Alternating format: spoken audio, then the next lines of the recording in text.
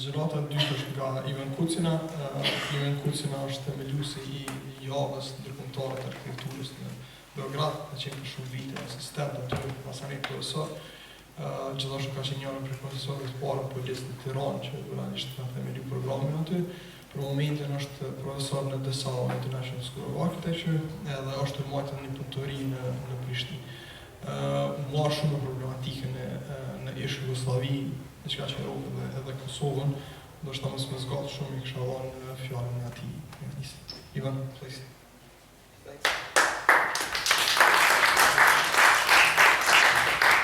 Thank you, Becky, for inviting me here and giving me a chance to present my work, and I'm really happy to be here again. The last time it was 12 years ago, and it was part of the project that I will show you a little bit. But most of this lecture will be about a kind of resume of my researches that I was doing for almost more than 20 years. And these researches are connected to my teaching practice that I'm doing almost 22 years in this academic process, out of which 18 years in the Belgrade School of Architecture, and then last 5 years in Dessau International School.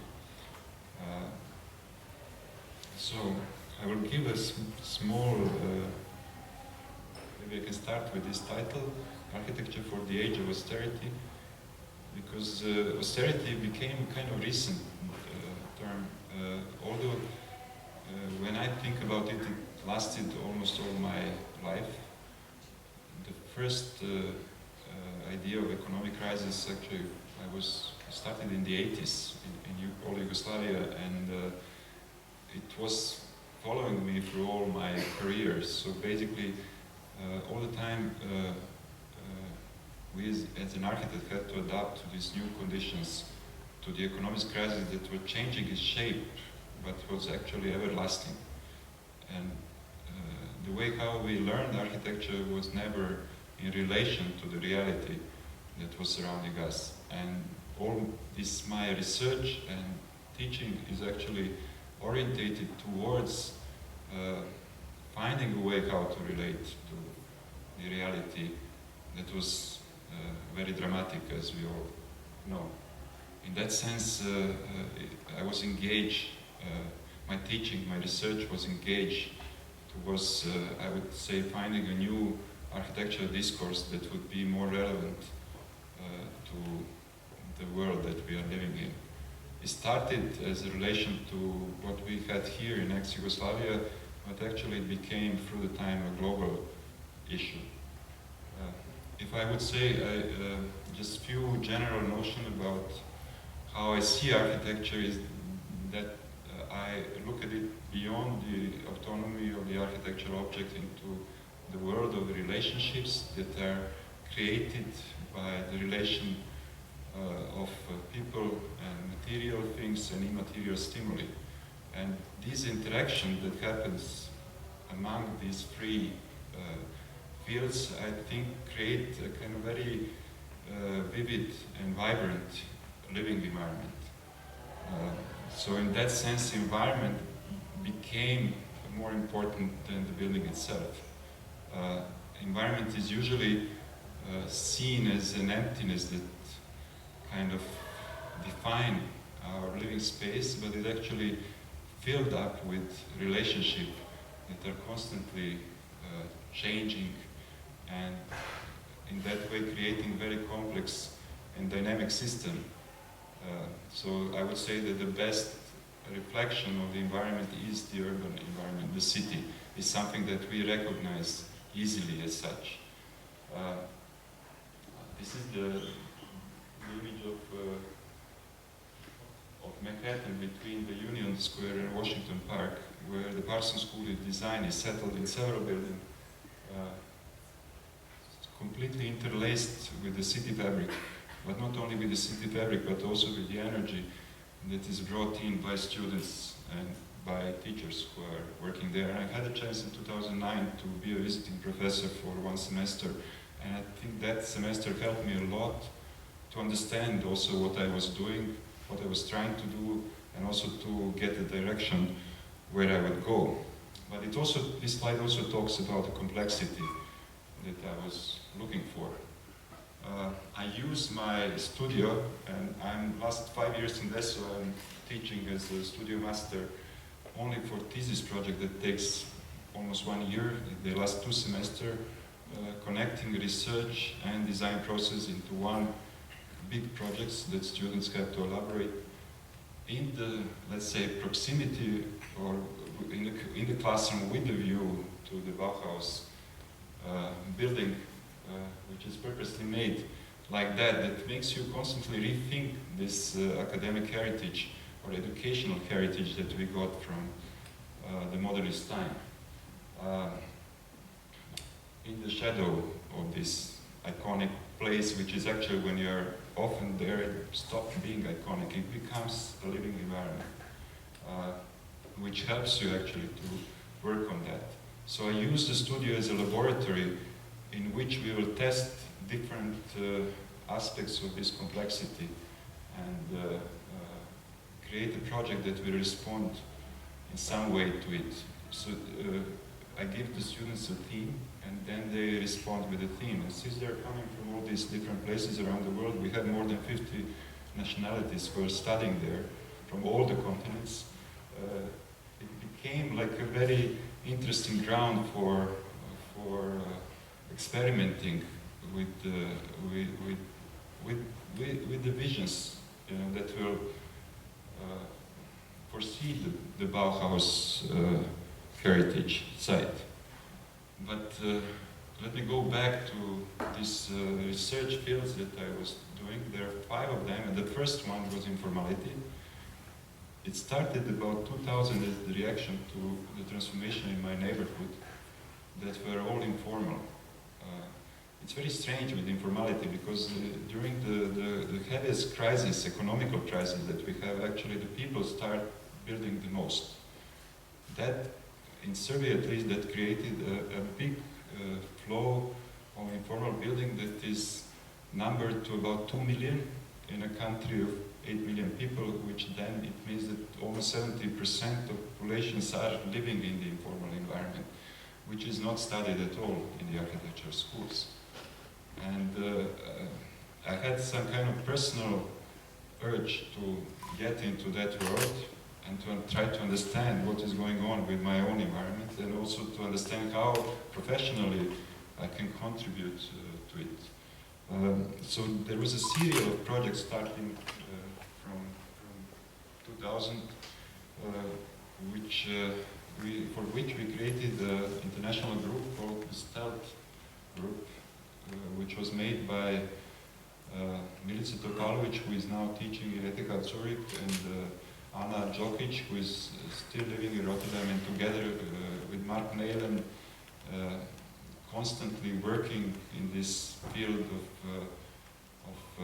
I would say, alternative architecture without building it, but constantly, like an activist, promoting new models of making architecture and making the city. Their last project is called Making the City, actually, in which they were squatting on some few abandoned building in Rotterdam, creating a community that will renovate them and continue living in them, proving that this kind of life is possible.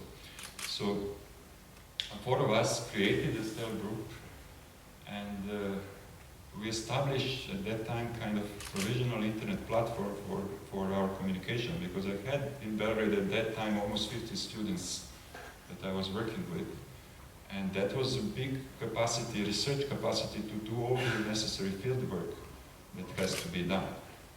But methodology was actually imported from the Belak Institute, where Anna and Milica were doing their master thesis at that time. So we had at that Belak Institute was one of the epicenter of architecture education at the beginning of 2000. So we could actually get in touch with most of the thinkers and professors who were globally known and who could help us to create the idea how to study it, because at the beginning we just had a good will, but we actually didn't know, because we never learned how to approach to informality. And by researching we were learning, and this is something now I'm trying to pass to the students, so that they could also learn by researching or by doing things or by discussing, but not by giving lectures. I'm very rarely doing lectures like this, and most of the time I'm actually into some kind of very active interaction with the students that choose to work with me. So this is the like provisional internet platform through which we were smuggling the knowledge, and also creating the archive of these features that were happening in Belgrade, mostly, that we were studying in. So it was one of the way at that time, how experimental way how to create a dynamic digital archive. So we gave our files to this laboratory in Rotterdam that was developing a project called Data Cloud, in which they were trying to create some kind of visual archive in which the data will get into proximity of each other if they have similar meanings, and get more distance if their meanings are different. What we came out is actually a very, let's say, sophisticated story. We start with these buildings that we all know how they look. Usually in the school they were considered as some kind of anomaly of the system that will pass, and then at one moment we will start making proper architecture. Architecture never passed, it was growing through the time, and it was still growing. So our goal in the research was changing by the time and depending on what we learned. And the most important change happened when we decided to stop collect the buildings and the typology that was behind it, to create some kind of, let's say, a classification, because the changes were going so fast that until the time we start to classify them, we were losing them already, so they were not there the way they were. So we understood that there is actually a transformation which is more important to study than the building themselves. This, and not only the building, the transformation of all the systems that make the cities. And this is what we came out for. There were some kind of codes of transformation for different aspects of urban infrastructure, for different aspects of urban typology, for different aspects of living in the city. And they show how you start through stages to change from something that looks like an institutional organized system or like a recognized object, how this actually melt into the air, how the informality penetrate the whole stable system and create the permanent instability. So this diagram shows actually the major code, how informality works. So you need to have a resource which is kind of rich and stable enough, and that could be anything. It could be economy, it could be infrastructure, it could be existing building, and that power of that resource attracts a lot of let's say interested people who would like to take part of that resource or to live on it. So they almost parasite, and they start to grow as a parasite. And then they stabilize their situation within as a parasite, and create some kind of solidify themselves as almost like a permanent position within this kind of resource that is there. And then they start to grow themselves, so overgrowing the resource itself, so they become a resource for another. So this kind of system is almost like, I would say, like a very advanced network system that is studied in computer sciences as a kind of, with all this dynamism and complexity. And we actually start to study the network as a kind of our own. That was all before 2006, before the social network existed. And we understood that the network is not only the way how the informality works, but it's also the way how we can contribute to its improvement. What is the problem with informality is mostly the unconsciousness about environment that each individual who is doing its project is actually, or its building is not taking care of, or the unconsciousness about the social, about the public sphere that is necessary for the city to sustain. Because without the public sphere, city will slowly, or the whole network system will slowly degenerate and somehow, and at the end, disappear. Although it will grow and grow and more, it's like a cancer, like metastasis of the cancer.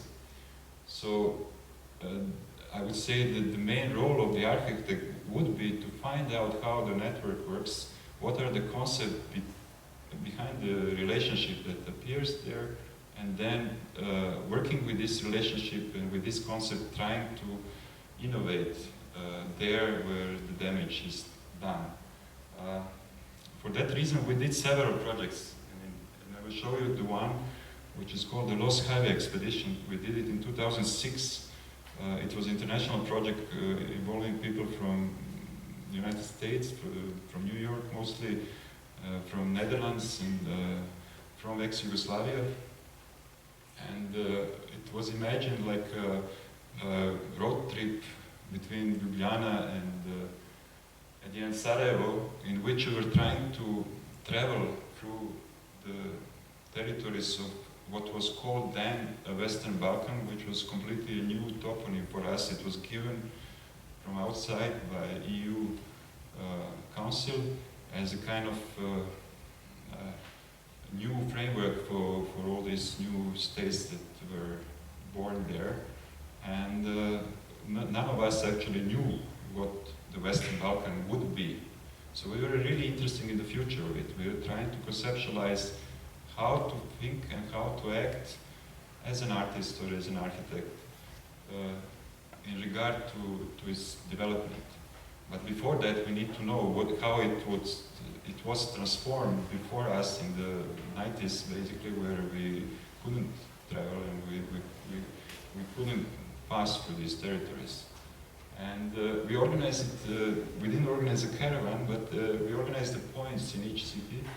We stayed 2 days and 1 day in between for traveling. And some local organization was helping us to get quickly into the problems of the city that we were visiting. There were about 40 people who traveled the whole route and about 300 people who were involved into the whole project, which after that we made the exhibition, the books, and so on. And I will show you just the concepts that I defined related to informality at that time. It was a serial of, let's say, that I tried to explain what is behind the image that is appearing. How you would, when you see this kind of situation in the city, how would you react to that as an architect or as somebody who is curious to understand how this works? How is this possible at all? What is behind that? So I will not read all of them because it will take too much time, and you know most of these images. That was this 12 years ago when I visited Pristina also, and they're all from that period. And it's interesting how the cities in the last 12 years actually continued transforming, upscaling this informality, which penetrated into the structure of the urban development, official urban development, I would say, and the relation between the city administrations and the developers who are participating into it. So these are all the concepts which are there, and they could work as a kind of individually, or you can combine them, or you can play with them, or you can do whatever you want. And probably you can add more to it. And this was very important because I was always fighting with this problem is, okay, as a researcher, understanding more and more about how informality works, but I actually couldn't understand how to apply this concept into a regular architectural practice, I would say. Because I was really interested to understand if this experience could actually benefit to architecture profession, if the architecture could be changed in the sense that it could contribute to this new world that was going on, and it's a massive world. So, just as a digression, I will show you one of the projects in which I think somehow it happens by itself, in which most of these concepts that you just saw are somehow elaborated in a design practice, my own design practice. And it's a case of Museum Matsura that I was doing between 2006 and 2008 with Vladimir Matsura, who is an art collector living most of the time in Vienna. And he collects the art from, I think, the best period of Yugoslav art history, modern history. It is the avant-garde from the 30s, the avant-garde from the 60s, and the avant-garde from the 80s.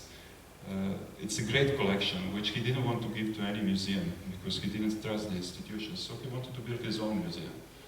And 20 kilometers from Belgrade, he bought this field on the Danube slope, and he decided to make a museum there.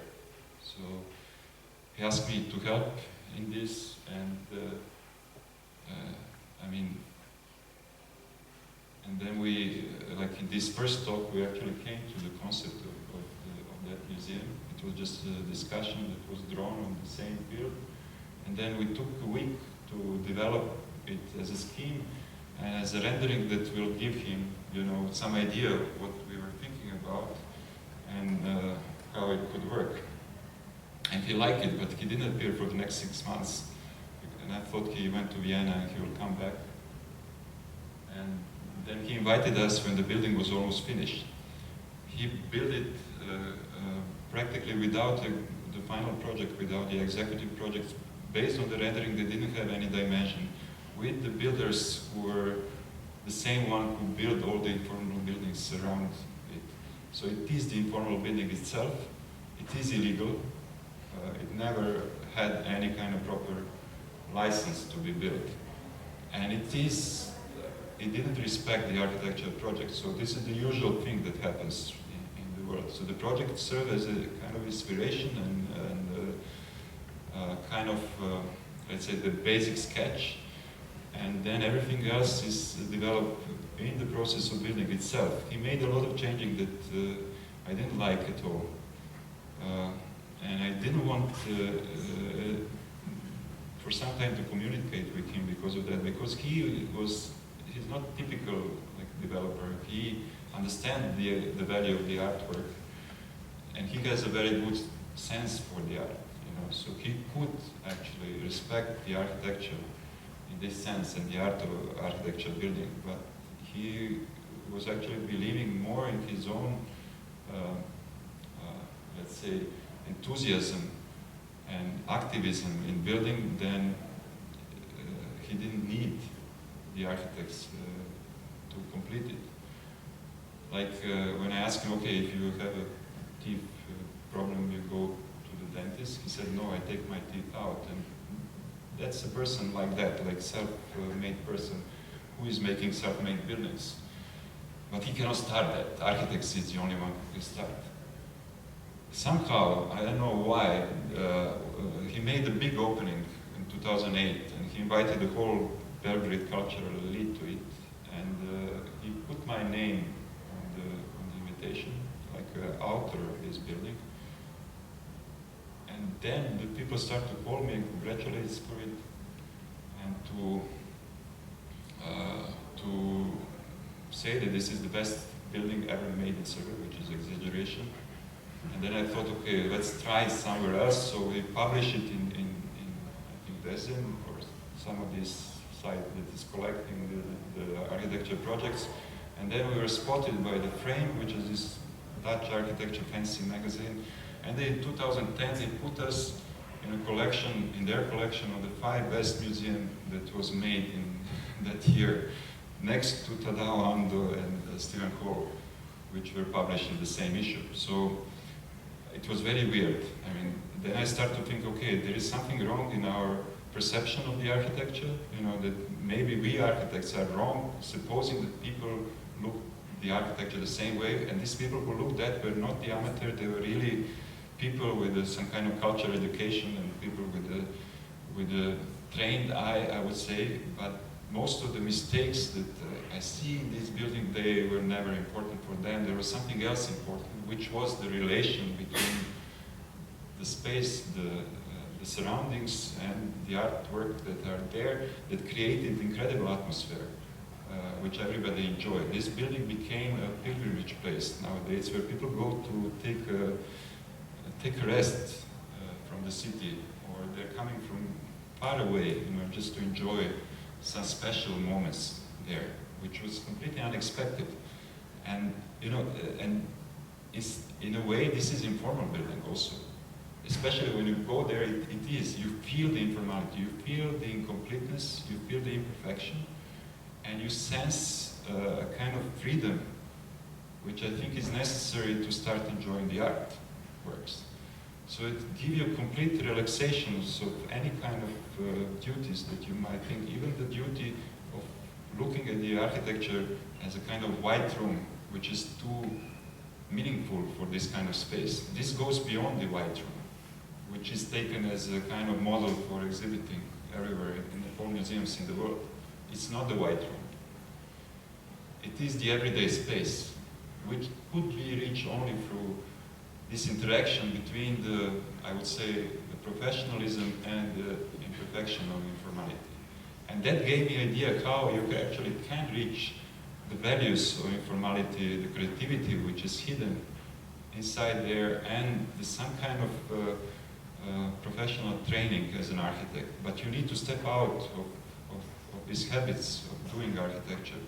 And you need to be able, when you step out, to enter the new world in which you are just one of the actors in the process of creating the space for all of us.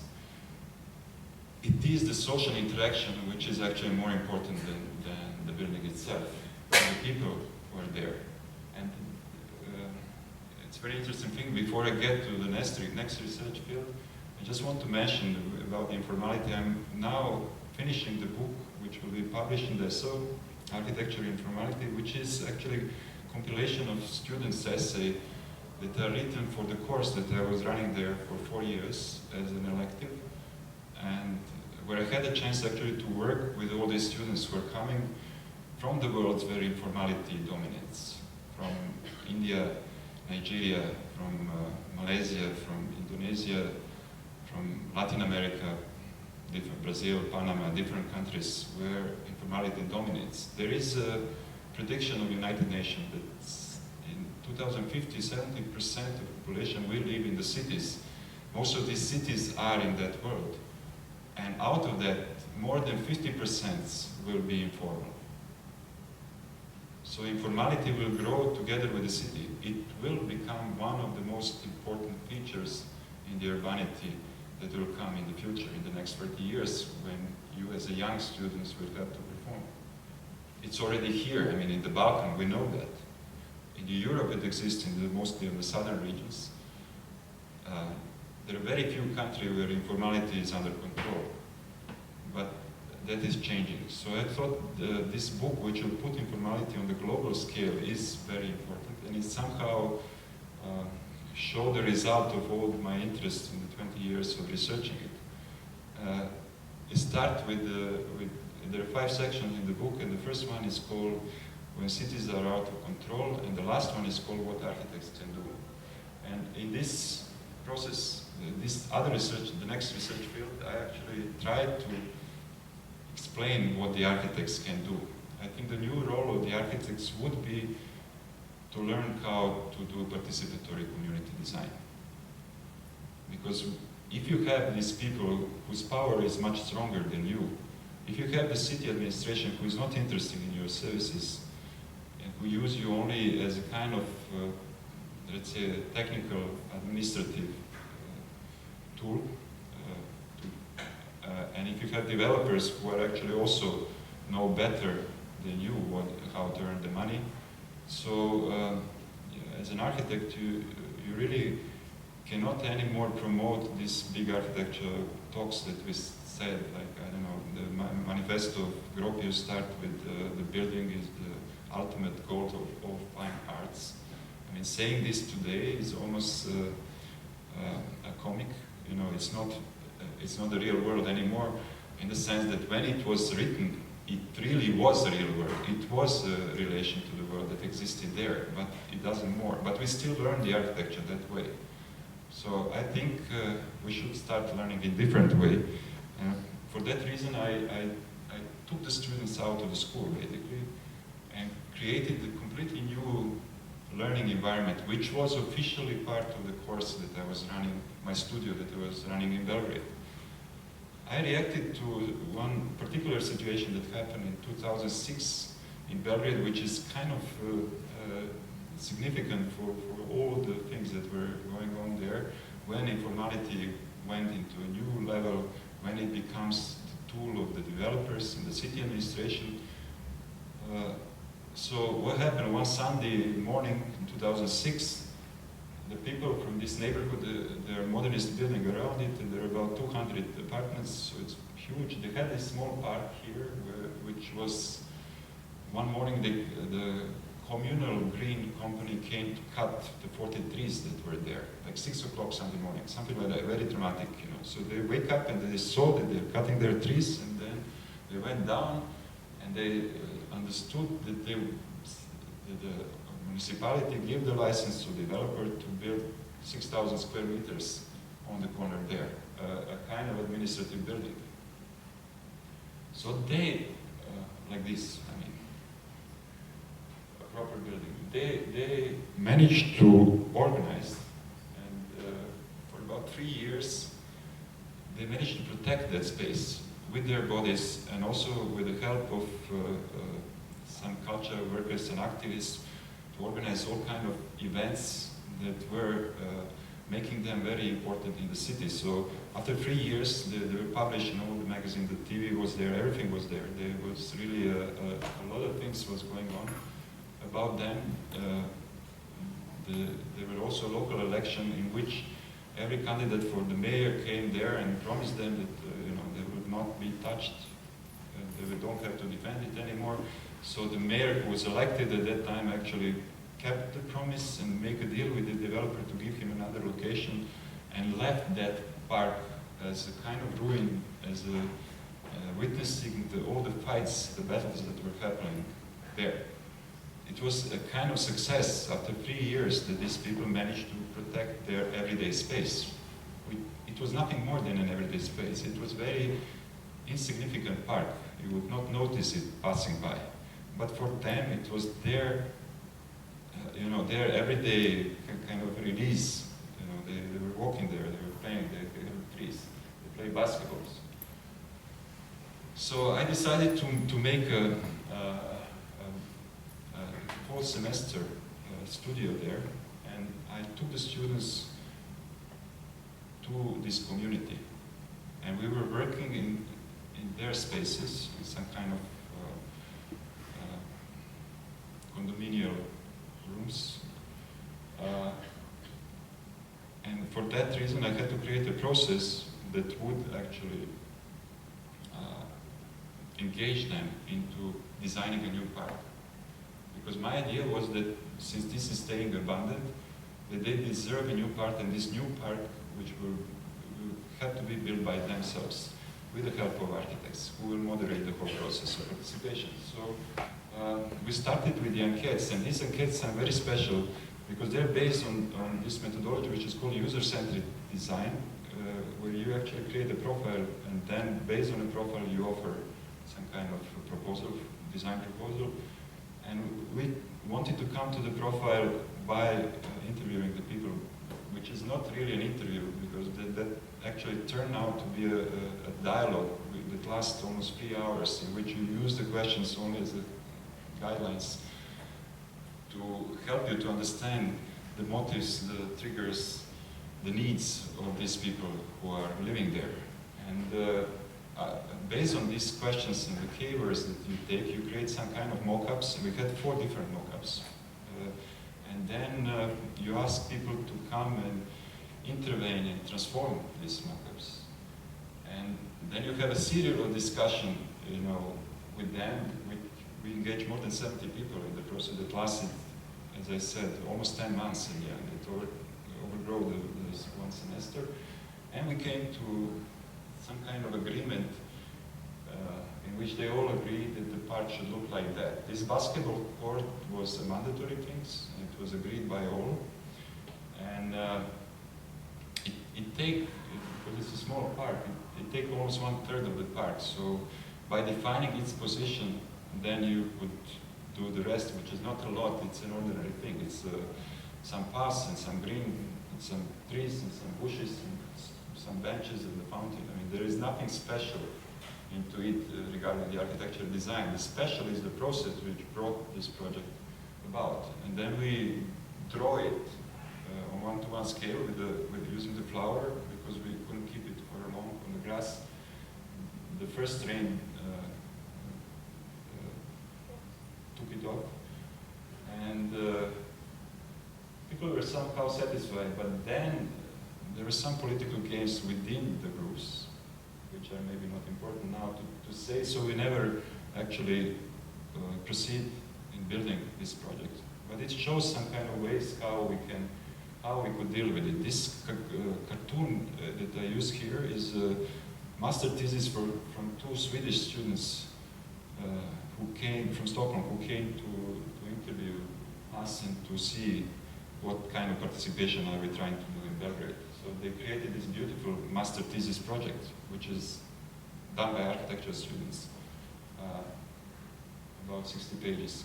So the next step was the chance that I got to work in Salamala, which is, again, a long story. Just to cut it short, it was abandoned territory in the center of the city next to railway station and the bridges, and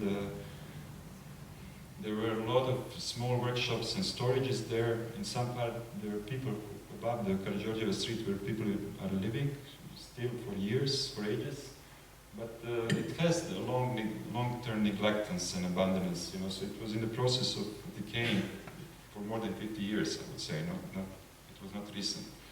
So what happened there is that few cultural institutions, I would say private, made by NGOs and some enthusiasts, you know, managed to find the places there to rent the spaces or to buy off some of them, you know, these abandoned spaces, and then to start doing their cultural work. And then Goethe Institute from Belgrade came to support some of the projects. So we create some kind of starting resource in which we could do our experiment, how to regenerate the whole neighborhood with participation of the people who are living there. And for that purpose, now I created a new agency which is called School of Urban Practices. Basically, I gave the name to my studio that I was taking out from the official school, keeping the official position within curriculum in the school. So it was kind of a very alternative move that nobody found respected. And in that space that we got for the usage for almost 3 years, we organized different activities, meeting with the people, meeting with the other international professors who were and artists who were coming there to teach us what we missed to know, doing serial of projects with the people there for different usage, creating an ambient for research, for making participatory projects. These are all the students who are actually working on this, creating the profile that we use, and even building the elements that we were supposed to make in the city. So it was a multi-use space, and we also use all the abandoned spaces there to create some kind of community places for the people, temporary community places for the people who were living there. So these are, I mean, again, I don't have much time, but these are all the aspects that we were treating somehow through this very elaborative process. And this is, I would say, the code to understand what we are doing. So it's all about sharing. So it's a learning through sharing, not only researching and designing. in which you are tackling different aspects of living in the cities. Community, you have to start building it. It doesn't exist, basically. As you know, in this post-socialist transition, the first victim is the society itself. So all the agencies that were creating cohesion within society are broken, and people lost any trust into each other. So you need to start rebuilding that trust from the scratch. And the idea was that by bringing people together to take care about their close environment, they could actually start also trusting each other, which sometimes it didn't happen. So there were a lot of failures in this project for that reason. So we were pioneers in some way, because nobody else in Belgrade at that time was doing such things. But we also learned a lot how to deal with these participatory projects, and what are I would say, the major thing that you have to take in consideration to be able to be efficient within it. We were also building a temporary buildings like this on the passage. And it's very interesting, since we are on that photo, from 2015, this territory became the major territory for the major urban development in Belgrade, called Eldridge Waterfront, with the money that comes from Dubai. And it really changed the whole thing that we were doing there, because when these people start to come into the neighborhood, it shows the weakness of the community itself. It couldn't confront them in such a way, although they didn't agree, of course, nobody asked them what they want, but they were not strong enough to resist what was going on. So Salamala today became a kind of commercial hub for the nightlife in Belgrade. So in some way we lost all these things that we were doing, which was, you know, trying to really help the people who were living there, in material sense and in immaterial sense. This was one of the try to create a kind of common event among the people who were completely enemies, I would say, living together more than 30 years and disrespecting the first neighbors, as it's a common case. And to create such things, you really need weeks, you know, and you really need to be persistent and not to resist, not to stand out like after the first obstacle. There are many obstacles, and the obstacle came from the people themselves. It was a very interesting situation for the students actually, who were meeting the people for the first time of their life, and who were trained to, in the conventional architecture way, to do something for the people. I mean, this is how the architecture works. You saw this Leonardo, universal human being, and we believe that we have a response for the needs of that universal human being with the tools that were developed and methodology that we learn. It doesn't work that way at all. We actually had to create a completely new one. I would say the remarkable building for the most of the people are not helpful. For the city administration, it's just an advertising tool, and for the developers, it's just the money. So all these meetings in that we were considering important in architecture showed irrelevant in this kind of situation, and then you understand that you have to restart again. Somehow we were awarded for these projects by the Belgrade Architecture Salon as the best urban projects that happened in 2015, which is, again, is a kind of strange situation that the institution at the end recognized what you are doing. At the same time, we had demolishing of the things that we were doing in reality by another institution. That shows how the institutions are not really connected. But we proceeded with our project. We went to another place. Actually, because I moved out of the city. My student asked me, ex-students who in the meantime they graduated, they asked me to continue with the School of Urban Practices, and I agree with that because I think that's the biggest success of the teacher, if the students want to continue themselves working what you taught them. And they started to educate new generations, and they created some kind of NGO, which is called School of Urban Practices, that operates in Belgrade. And at the moment they're doing another project on the city periphery, far away, where the informality dominates, where they try to construct the basic public space for about 2,000 people who are living there. And they're already in that project for more than I would say 6 months, and they will continue another 6 months under the grant of this Share City project that I was initiating with partners in other, mostly Central European cities, that was granted by EU Creative Culture Fund. So they get some kind of funding for what they want to do, and they have a knowledge. And it now depends on their own energy, how far they will go with it.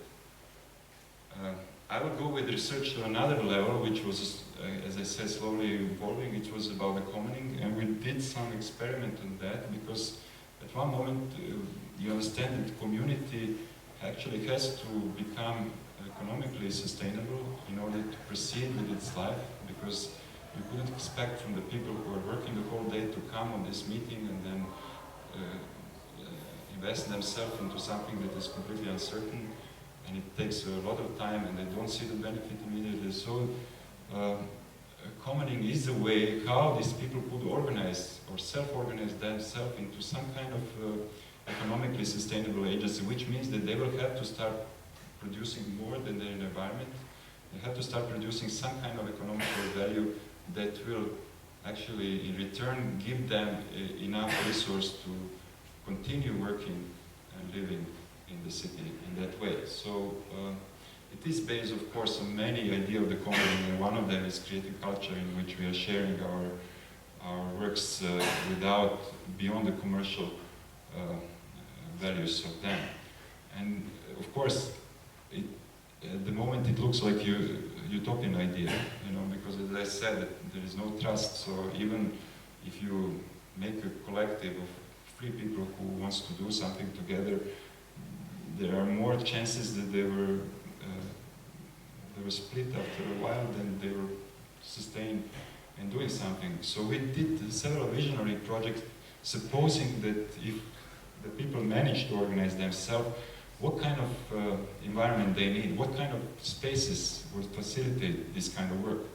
And this is in Salamala, again, the serial project, so I will show you several of them, and now I'm passing into students' projects, because I also teach them how to draw buildings, beside these other things, and how to do, let's say, innovative architecture design. This is about how you can create a new parking with some kind of additional component that will serve community as a resource for getting money, because the people who pay daily parking, instead of paying for the city, they will pay to these people who build the parking place. But also together with the parking, they will have a lot of communal space within the parking site that will be a place for any kind of community meetings, projects, and so on. The important thing for this serial of building was I made several limits so that none of this building, if it's the new one to replace the old one, should kick the people out of the place where they're living. So, and the program which is there should be integrated into a new program somehow. And the other thing is that the building itself should become a public, so it shouldn't create walls. This creates actually completely new representation of architecture, because once you don't have boundaries, clear boundaries between the indoor and outdoor space, you're into a new environmental realm where you actually have a connection between the indoor and outdoor into completely innovative way. This is another project for some kind of food chain, food processing center, I would say, community center, in which they could do some urban gardening with aquaponic farms, together with marketing, together with the market, together with making meals in the collective kitchens, and together with the shop which was there that has to stay there. So it's a kind of, again, very complex system that creates a special environment. Or this one is a combination between the do-it-yourself and startup place, because the idea was that in the ground floor, it's all storage that was there and just renovated. The ground floor, you have a storage for do-it-yourself equipment, for the material with which you can come and agree to make your kiosk at the top and the rooftop.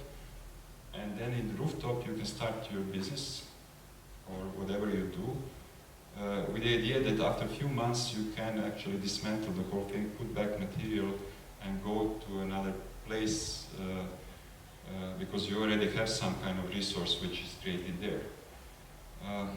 This is another student's work from Dessau now, where we did projects in Leipzig and in Prague.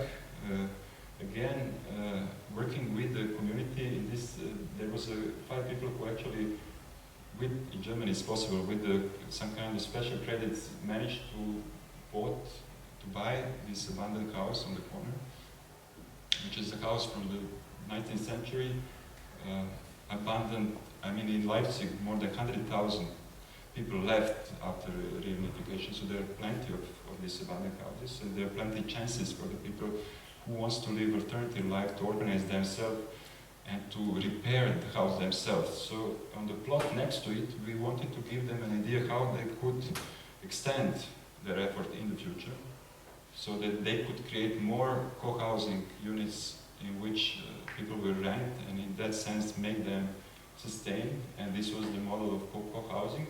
Or in this case in Prague, we did with the Kalin Kasarna, which is almost in the center of the city, a huge abandoned place that belonged to different ministry that don't know what to do with that because it's too big. It was serving for more than 2,000 militaries when it was built by Maria Theresia in the mid-19th century.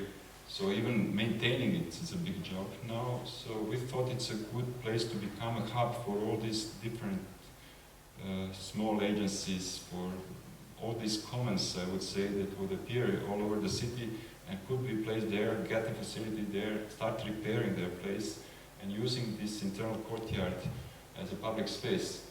And again, there was a project that gives a vision for what would be there, and also by the same Brazilian students actually, who offer this new public space made with little resources, because for this kind of construction you don't need a lot.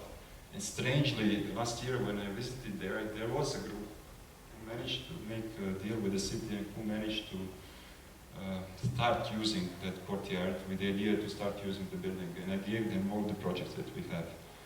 So it almost looked the same as the one that I showed. And it is a pure coincidence because we never contacted before. So you can also now understand the next research field that I'm talking about. It's about transformations. Again, there is a big theory behind that, but I'm not showing. I just want to use that to show you practical, basically students' work that we're dealing with this.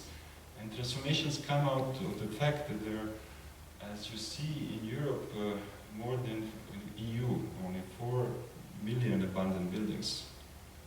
It's a lot of buildings. It's a lot of space that is unused. And they're not ruins, they're proper buildings, they're just, let's say, not used for a long, long time. So it's a big potential and big opportunity to readapt them, to repair them, and to, instead of, making the city, let's say, completely new, to make it, let's say, the better the way it is already. And I will again show you several projects. This one is from Dessau. It's in the center of the city. There is an abandoned brewery, which was given back to original owner 20 years ago. He doesn't know what to do with that because there is no commercial value, because next to it there is a big shopping mall, so there is no reason for retail.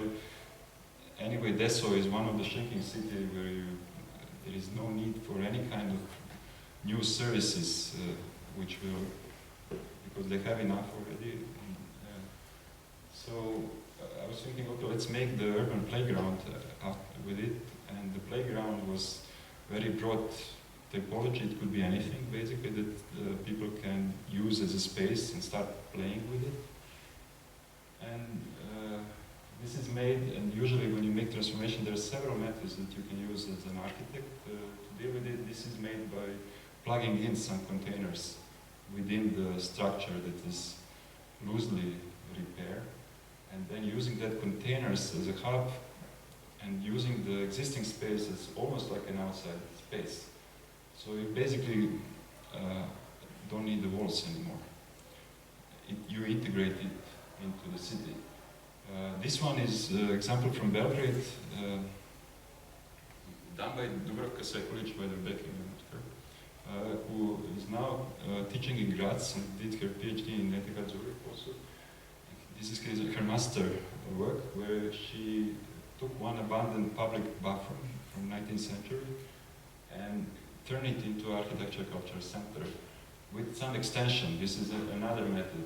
So you see that you know, the idea with transformation is to keep as much as you can of the existing place and the atmosphere it has, and this is the atmosphere of informality, of the life that was happening, that left its traces without any plan, but they are very precious, and to somehow trying to make as ephemeral as addition as you can, that would follow the similar atmosphere, which is not easy at all for professional architects who want to express themselves.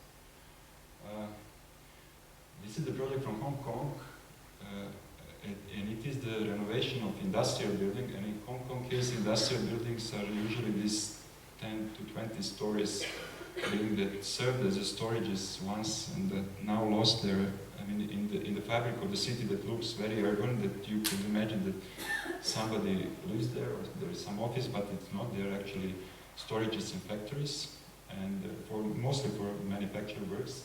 So this project is actually trying to infuse a public life into these buildings that are usually like a castle, completely closed, creating all sorts of different possibilities how to reuse each floor and how to reuse the whole structure by different type of addition, plugins and so on. It's a spectacular project, I would say. So the last, I would say, last field, okay, not so bad. I have 5 minutes for it. The last is about sustainability, which is a big subject, and everybody has its own interpretation, and some people just very easily reinterpret what they were doing before as a sustainable architecture, which is not the case. It has, this, I would say, it gives a new criteria for any architecture design that could help architects to become more relevant if they understood it well. In my understanding, sustainability is defined in 3 complementary aspects. So there has to be social sustainability, mental sustainability, and physical sustainability that are all working together in order to create the sustainability. If one of these aspects doesn't work, the sustainability will not happen.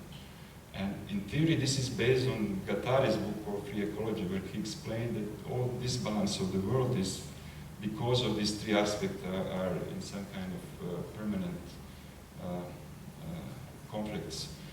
If we manage to create a kind of relationship between those 3 aspects in each project, I think that would be the most of the values that architect can create for today's world, which I said is defined by austerity. It's not anymore this spectacular world in which we are performing our geniosity, but rather we perform our generosity. So it's a completely different kind of profession, I would say, than we were taught to do. So here you can see some of the development of these 3 aspects of sustainability. Some of them talks about the climate change and the lack of water or the treatment of the water. Some of them talk about the failures of the national governance, state of collapse and crisis, and some of them talk about the psychological instability of a person who has to survive and find a way to survive all these troubles and crises that are on his back. I will show you 2 projects now and for the end. This one is located in Makoko, which is which became famous after Venice Biennale, more or less. It's a slum in Lagos, in Nigeria, a water slum, because there were about 100,000 people who are living in the water, literally, in the center of, more or less. I mean, it's very hard to explain what is the center of Lagos, but in the central area of the city. So, of course, in this book that I made about informality, there are reasons why the slums are generated and why are they so sustainable. But I will not go into it now, but I will try to explain the intervention, the intention of these students. The idea was, and you can see the plan of the slum. I mean, that is very hard to make because there are no plans, so you have to use different photographs and Google Maps to be able to reconstruct it, which is a work for itself, very interesting. But with that work, you also learned about the structure, about the way how people are organized, about how this whole settlement is organized, and you also noticed that there is a lack of public facilities. And as again, for rebuilding the community, public facilities are the most important one. So the idea of this student was to create some kind of floating platforms in which these facilities could work. And she came to a program that integrated 3 different facilities. One was a public toilet, which looks like a banal thing, but it's actually very important for the sanitation of the whole place. One is about aquaponic farm, which brings the food and teach the people how they could actually make their own food. And another is so they don't have to work whatever to sustain the daily life. And the last one is the learning center, in which the people there would be taught all these new sustainable methods to be able to survive the days. Like aquaponic farms are completely innovative for this kind of environment. They could never come to it themselves. So once you bring it, you also have to learn them other stuff, how they will use. This was the architecture sense. This was the shape of this platform that could be extended, and it's made of wood. The same wood is used for material, and the shape can come out of the way how this wood was transported through this lagoon. Anyhow, so you could see the project itself. So there is a knowledge, I would say, about sustainability. There is a knowledge how to treat the slum, how to treat the poverty itself. There is a will in enough people, I would say, at the moment, who would dedicate themselves in working on such goals. But there is no political will. And I think the lack of political will is there, and it's very important because without the political will, you cannot start any of this project. So the absence of the political will came out as a consequence of the, I would say, of a degeneration of the democratic system in which the whole world is finding itself today.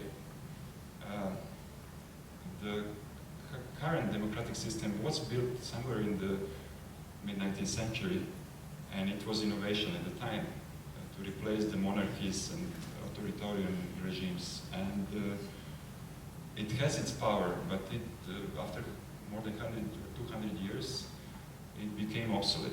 It became like a shell for the politicians to use to actually sustain themselves rather than the people they were supposed to serve. So what we need to rethink is the democracy itself, and in the architectural sense that also means to rethink the representation of this new system that we would build that would exchange the previous one that is obsolete. So you have the building of Reichstag, which was the testing ground for this project, which is very new. It was just finished last week. And this building was built with the idea to celebrate parliamentarian democracy that happened in Germany in the 19th century. And then it was closed by the Nazis in the 30s, and then it was ruined by Russians, and then it stayed as a ruin for a very long time in the West Berlin, which you know the destiny of. And then it was rebuilt after reunification with this glass dome where people were supposed to be let in to monitor what the parliamentarians are doing underneath, which actually becomes just a parade for the tourists. Actually, it doesn't show the real power of the people. It is just a misrepresentation. So if you think the new democratic system that will change this one will be based on, in this project, on two major, I would say, trends. One is called the liquid democracy, and another is called poly-governance, which means that you don't have one government, but you have many, and you have many votes, and for many different problems that you might have, and you can organize as kind of based on the issues, not based on the parties that you are offering. There is a whole, there are again many books about that you can find out. Liquid democracy means that sometimes you can delegate, not all the time, somebody to represent yourself directly within the online platforms that are created there. So let's say that once you change the whole democratic system, the building has to be changed, because that building that was built in the 19th century doesn't have any sense anymore. And this was the study of the transformation again of the Reichstag building, because you don't need to demolish it. As I said, I'm all the time for preserving rather than building anew, but you can transform it. And these are the programmatic diagrams. It would take me another hour to explain you what is behind that, but it's really, there are many arguments, let's say, because that's how I teach students, so they have to have arguments for any kind of line they put on the drawings. And these are the tests of how imaginary the new parliament may look like. So next year is the 100th anniversary of Bauhaus, which is very interesting day. And it will be a good chance to actually rethink not the building of Bauhaus as it is, because it's fully protected, they're renovating every year. It is not serving as a school, but rather as a museum today, which is a pity. And but it's more important to rethink I think, education of heritage. And as you know, in Dessau, the school worked only 5 years. So from 27 to 33, when the Nazis closed it up. So then, you know, in these 5 years, Gropius went to Harvard, Miss went to Chicago, so they actually were the ones who passed this educational system of Bauhaus towards the world. And this system became the basics for all modernist architectural learning after the Second World War. And it's still on. And I think it's time to put it off and find another model. Thank you very much.